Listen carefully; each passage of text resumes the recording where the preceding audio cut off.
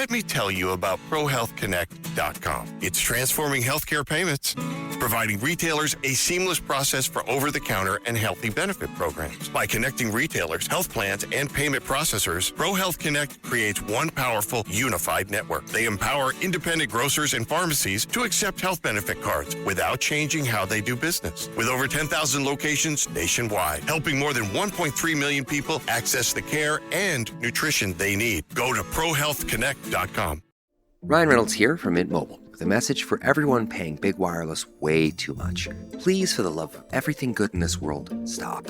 With Mint, you can get premium wireless for just $15 a month. Of course, if you enjoy overpaying, no judgments, but that's weird. Okay, one judgment. Anyway, give it a try at mintmobile.com/switch. Upfront payment of $45 for 3-month plan, equivalent to $15 per month required. Intro rate first 3 months only, then full price plan options available. Taxes and fees extra. See full terms at mintmobile.com. The Full Court Press is on the air. Now, here's Sean Spicer. Welcome back. You're listening to Full Court Press. I'm your host, Sean Spicer, here on WABC. I'm excited to finally flip the tables. I've gone on my buddy Joe Concha show before. Now, being a full-fledged member, I still haven't gotten the hat or the tracksuit from John Catsimatidis, but I feel like I now get to bring we get a tracksuit, don't we? I thought it was like a velour tracksuit that says WABC on it, but I want to bring in the guy who's coming up after this, Joe Concha. Joe, good Sunday morning. Thanks for joining me finally. Yeah, payback's a female dog, so go easy on me, Spicer. Oh, well, we're in your wheelhouse today. I got to tell you, I've watched some of your stuff on this CBS Scott Pelley thing. You've covered the media for a long time. Yeah. I don't think you actually need to cover the media. Just you need to cover like having a job to think to yourself, have you ever seen a situation where the employee tells the boss that they're horrible and expects to keep their job the way that Scott Pelley told his new boss at CBS that they were horrible? Yeah, it made it worse. He said, you're murdering 60 Minutes, and then said, you're not even qualified for this job. And the thing about this was, no one can be an adult anymore. So Pelley was invited by, the guy's name's Nick Bilton. He's the new executive producer of 60 Minutes, and he's done a ton of investigative journalism. Now, has he done it on TV? No, but investigative journalism is investigative journalism, right? So in this case, Bilton reached out to Pelley a few weeks ago and said, hey, why don't we grab dinner and let's talk about the direction of 60 Minutes. And Pelley rejected the invitation, like the pompous, arrogant ass that he is. He wanted to wait for this meeting in front of all of these 60 Minutes employees to undress his new boss.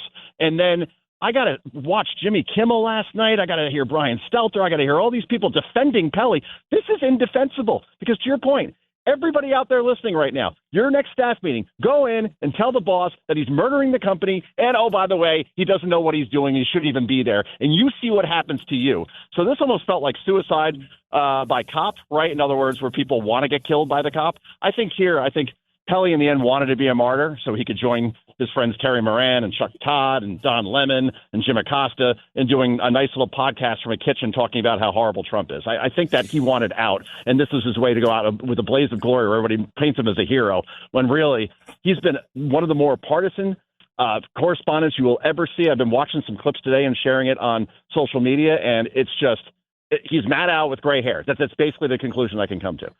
I'm going to get to Maddow in just a second. But here's what I found fascinating.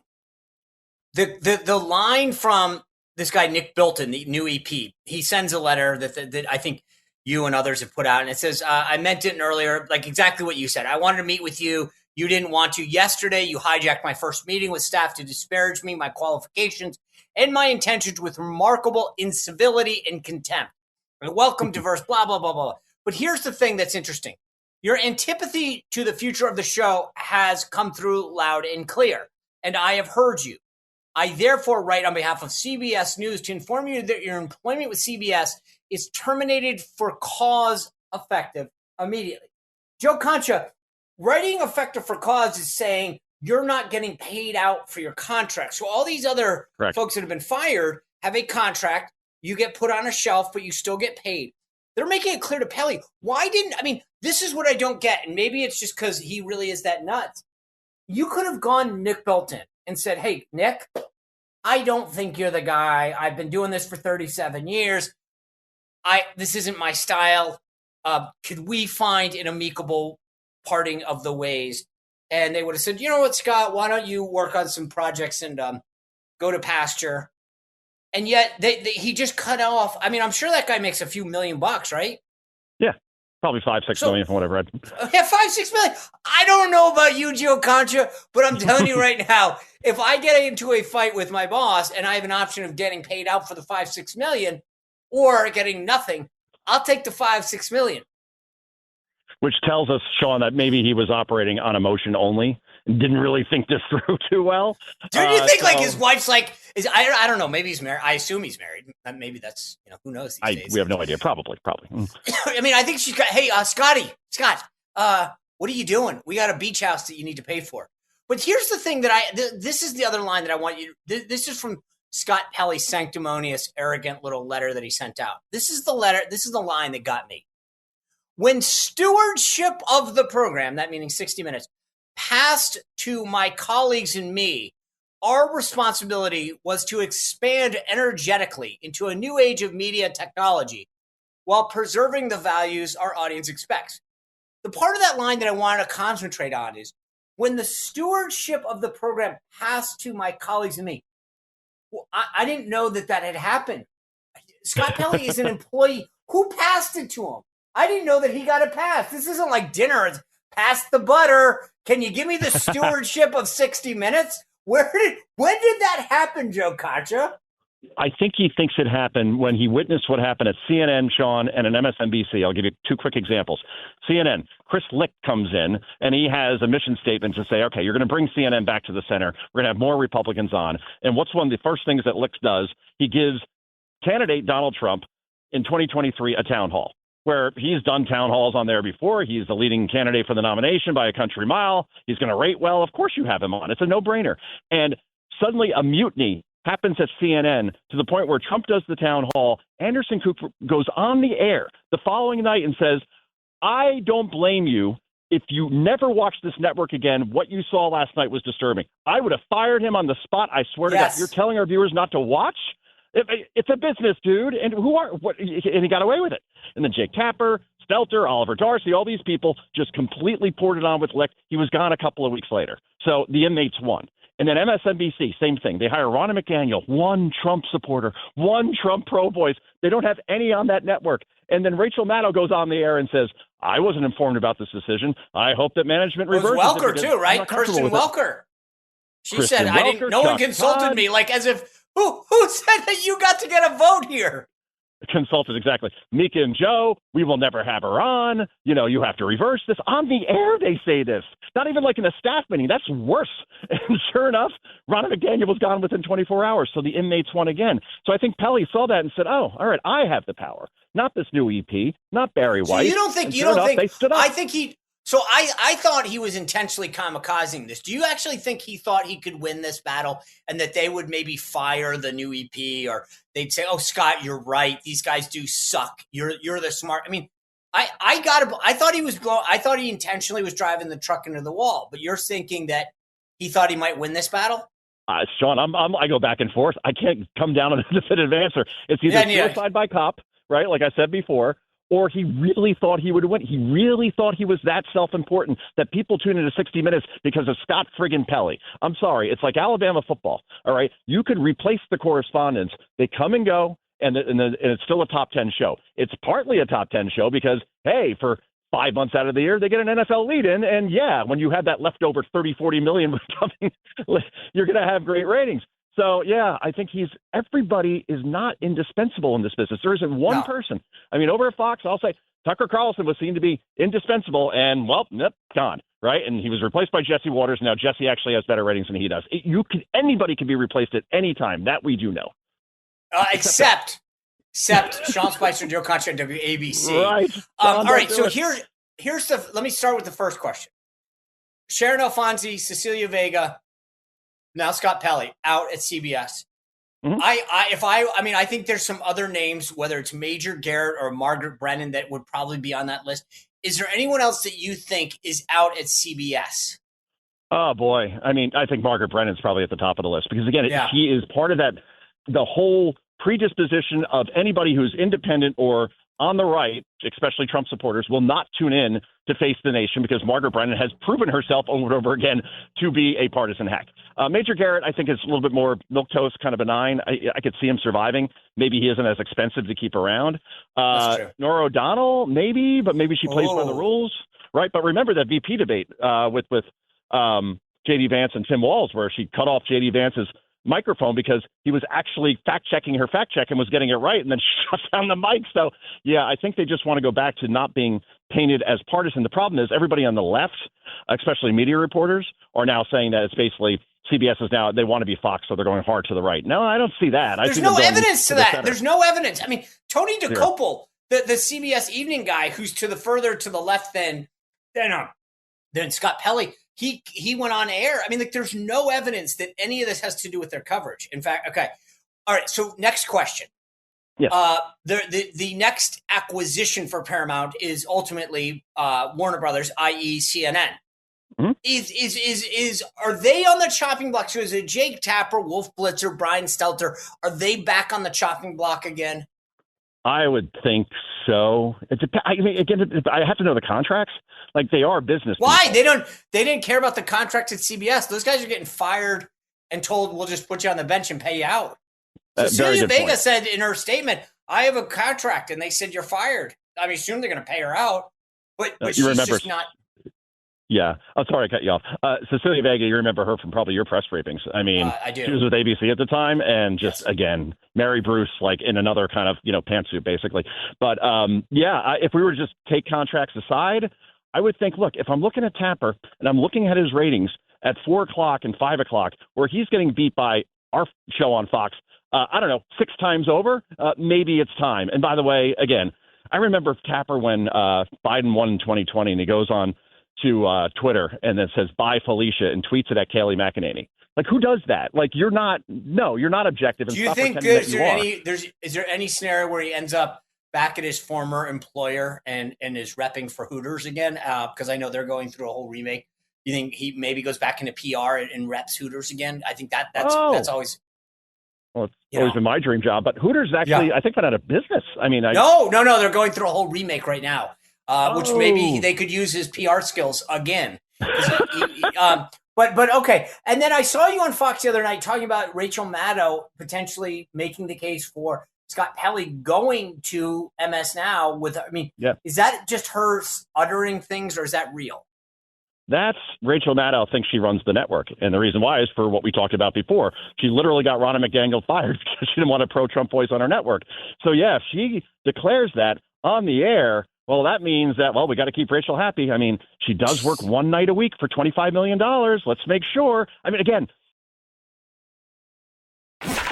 Get ready, Staten Island. It's time to celebrate 5 years of Ferry Hawks baseball. This week, come out to the ballpark as the Ferry Hawks welcome in the Hagerstown Flying Boxcars at Staten Island University Hospital Community Park for a homestand on June 10th. For a 5-game series as the Ferry Hawks welcome in the Hagerstown Flying Boxcars. Individual game tickets start at just $12. Visit ferryhawks.com now to lock in your seats.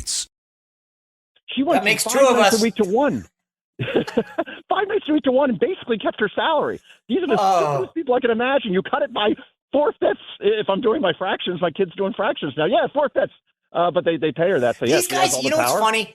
These guys, we saw this with Colbert. They have these massively bloated budgets and staffs.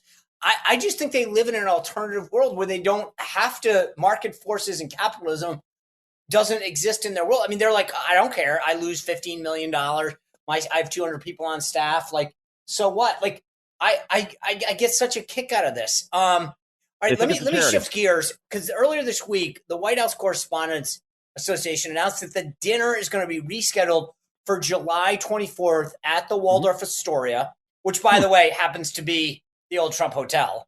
I didn't know that. Oh, yeah, that's the Trump Hotel.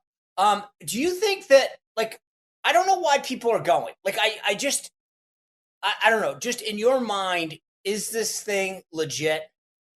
It hasn't been for years, Sean. I know that. No. But I mean, like, do people go this time? Like, there's always parties and a bunch of Hollywood elites flying. Is that what you think is going to happen?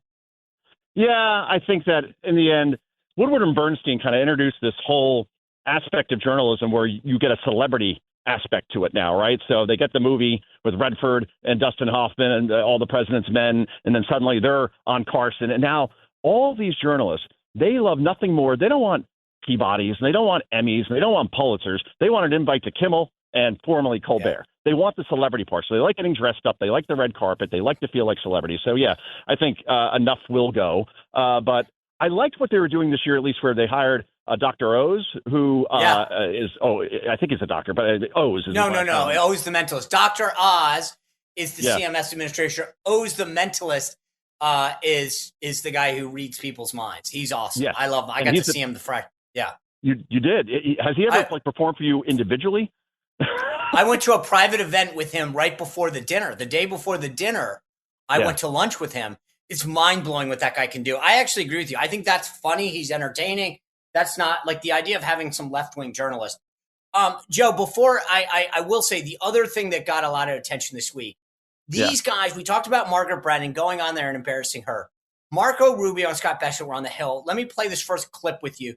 This is I want to play just a minute of this. This is Marco Rubio with Congresswoman Sarah Jacobs at the Foreign Affairs Committee. Take a listen to this. Okay.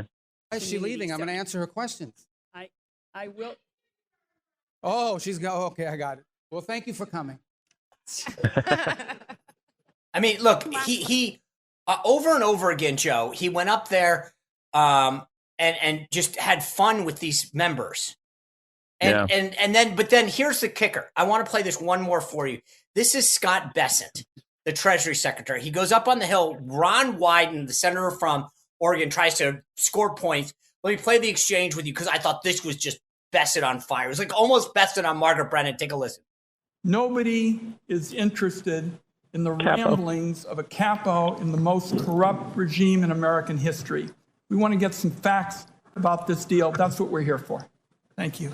Well, thank you. And I will ask my questions first today. And we would like to hear what Adam Wyden and Jeffrey Epstein talked about. Your son's largest investment position was Rick's Cabaret. So did your son and Jeffrey Epstein talk about pole dancing as he begged him for money using your limited credibility? Oh. Now, Joe Concha, just in case you didn't know this, because I'm sure you don't. Yes. Sure you don't. Rick's Cabaret, through my research, is apparently a gentleman's club. Oh, I thought it was in, was it Casablanca?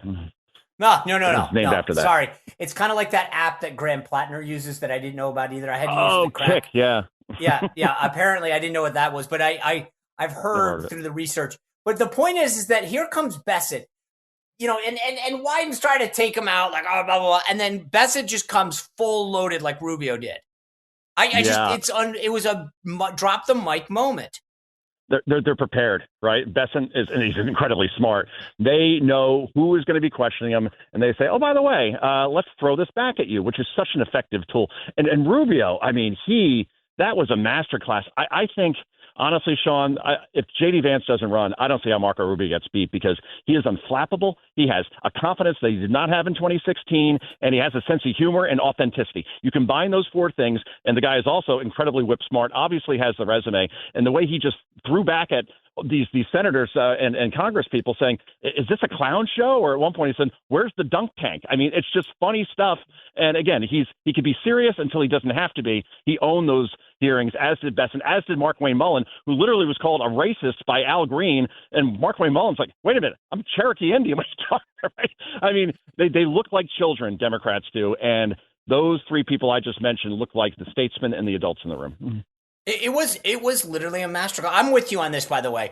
I think that if JD doesn't run, it's Rubio's, and this is the key thing. I think people have to understand. If Rubio, he made it clear in that hearing. Hey, look, I'm the Secretary of State. I don't engage in political activity, so I can't do anything now. But Vance, I actually love what Trump's been saying. I think if they were a ticket, it would be unstoppable. I mean, Vance Rubio, I think it's unstoppable. I do. I just think that Rubio would be more unstoppable. Of course, JD is not going to take the second position, but I look at Vance, and as somebody who has young children, Ushas has a baby on the way. It's number 4. He's only 41 years old. He could still take a position in a Rubio administration, some high-ranking one like Secretary of State, and then still stay on the radar. And maybe in 10 years when his kids are older and he got to experience all those things that you don't get back, then he still has like a 30-year runway when you compare it to the last 2 presidents that we had. So maybe he sits this one out, or maybe he realizes that Rubio would be not as polarizing a candidate as JD. For whatever reason, I compared this Marco Rubio to on Bill Helmer and Jackie Heinrich's show today. I said, you know what? Rubio is like Floyd Mayweather Jr., 50-0, right? Never lost, and not because he had punching power, because you couldn't touch him. You couldn't lay a hand on him, a glove. That's Rubio. You can't lay a hand on this guy. Yeah, it's true. I just get more and more impressed. He is, as you said, he's funny. He's knowledgeable. He can pivot. I love it. And I agree with your assessment. I think if JD says, hey, I got a 4th kid coming, I'm 41, 42 years old.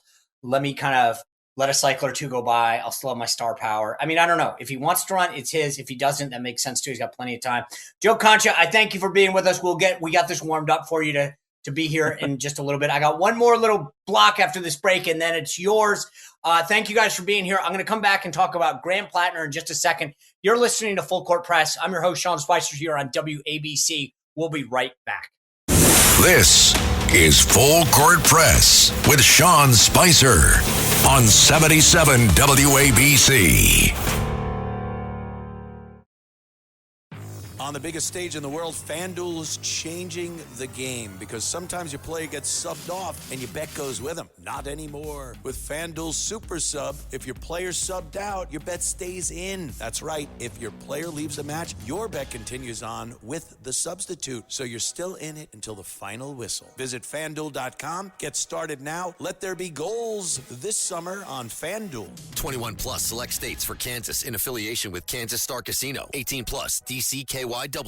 Gambling problem? Call 1-800-GAMBLER. 1-800-MY-RESET. 888-789-7777. Visit ccpg.org/chat. Connecticut. Visit mdgamblinghelp.org. Maryland. Visit gamblinghelplinema.org. Call 800-327-5050. Massachusetts. Call 877-8-HOPE-NY. Text HOPE-NY in New York. Call 877-770-7867. Louisiana. Visit FanDuel.com. Get started now. Let there be goals this summer on FanDuel.